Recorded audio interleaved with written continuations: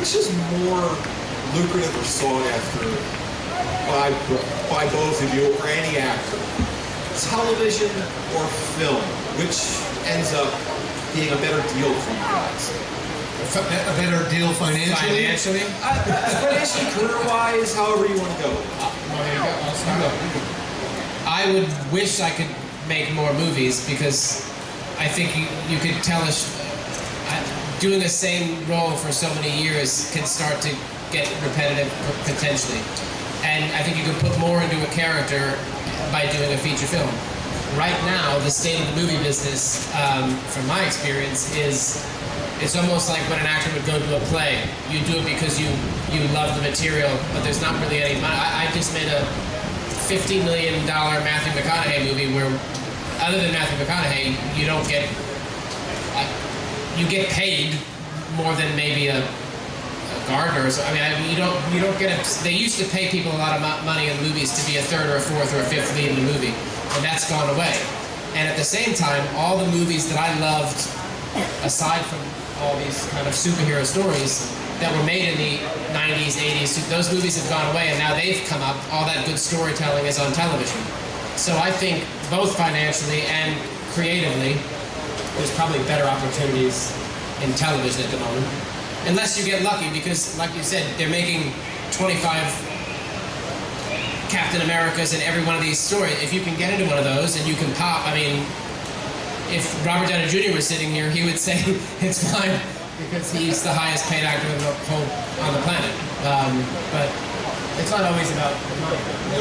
No, and it seems like if you're lucky enough, and I really mean that, lucky enough to be in a really good film, something that, I mean, Back to the Future just celebrated 30 years.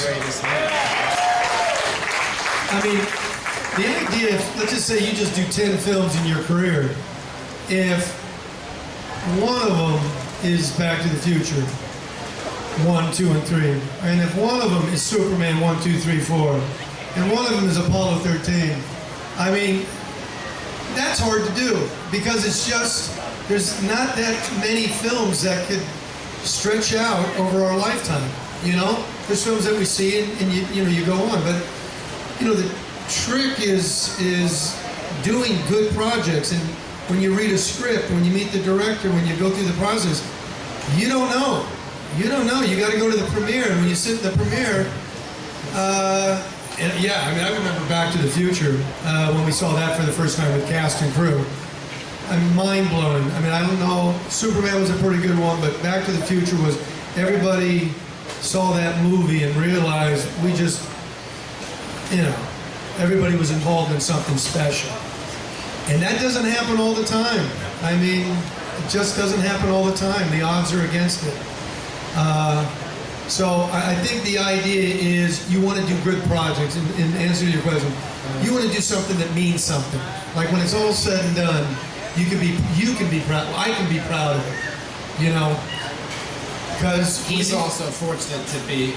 I'm a jobbing actor too. At a certain point, you have to feed your family and take. And I do a lot of stuff that I don't love. But I love to do my job. But yeah. I think what the greatest point you just made, sorry to interrupt you, is if you can find the best material, whether that's in television or movie, the material that you can be most proud of, that you can really get behind, that could actually sustain a long time, like Superman or Back to the Future. Yeah. That's probably the best goal that I would have. But it's, you also have, I can't be precious. If I'm precious, and you don't know. I mean, really, you don't know if it's going to be a hit or a miss.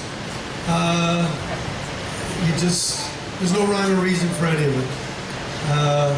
Timing, I guess, is pretty huge. Luck and timing and... Yeah. But we've been lucky. I can tell you this, when Superman the movie came out, I was 13 years old. My father took me. I sat through that theater twice because it made that impression. Now, jump ahead almost 8 years later to 1985 when Back to the Future came out. I did the same thing again. Sat through that movie twice. And it was amazing. He owes you 2 ticket prices. That's where all my residuals coming from. But hey, when I was a little kid, I sat through It's a Mad World twice. Love that film. And I just saw it again down in down in the desert, and what a great film. What a great film.